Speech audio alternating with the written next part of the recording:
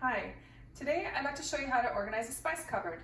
So if you'd like to come over here, I'll show you what's going on in this particular cupboard. We have various spices and all sorts of different jars and in bags, and we have small jars, large jars, just a random assortment of things going on. But unfortunately, none of them are labeled. So what I'm going to do today is I'll show you various different ways to organize this so that depending on what you have available in your house, you can make it work for your specific requirements.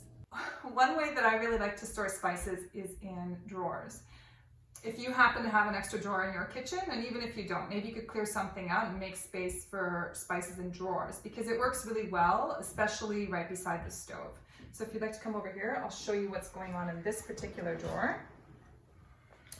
I have jars. This works best if you have uniform sized jars. So I have these jars that are color coded. So what we have are spices that you would use with your cooking on the stove. Then we have spices that you can use for baking. And the beauty of it is that they're color coded. So you can immediately identify which ones you would use. And you can even have maybe your favorite top 10 spices color coded in a different color.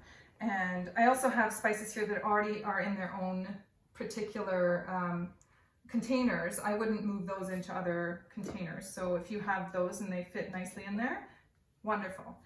So what works really well with this is, let's pretend that this here is your stove and you have your spice here. You can just easily reach for it, scoop it right into your skillet and put it right back in the drawer. You don't have to go searching for it. So what you want to do is you'll use just what you need immediately for use, and then you'll store the remainder in other containers somewhere else so that you don't have just a mess of spices everywhere. This is just perfect for immediate use and really handy to use when you just need a little bit of spice. So now I've gone ahead and organized this cupboard. So if you'd like to come and have a look, we'll see what's happening in here.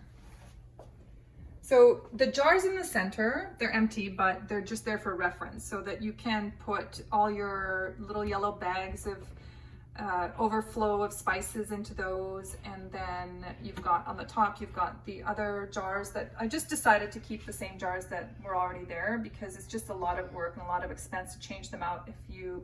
If you wanted to do that, you could do that. In the bottom shelf, we have all this uniform size spices that I had in the drawers before. What you'll want to do is to make sure to put labels on the side so you can easily identify them. So now what we have on the counter is another way to organize spices. This could be for your favorites, or if you don't have a lot of spices, you could just put them on a magnetic board like I have here, and then you can have them right beside the stove. And then you can easily reach for them, open them up, again, scoop it into the skillet, and then quickly make sure you close them, and then quickly pop it back up onto the board. Now on this side over here, I have oils and vinegars and things that you'll use again while you're preparing food. That's really good to have it close to the stove. Often these jars or bottles are too tall to fit in cupboards, so a good spot to put them is close to the stove where you can access it for everyday use. So there you have it.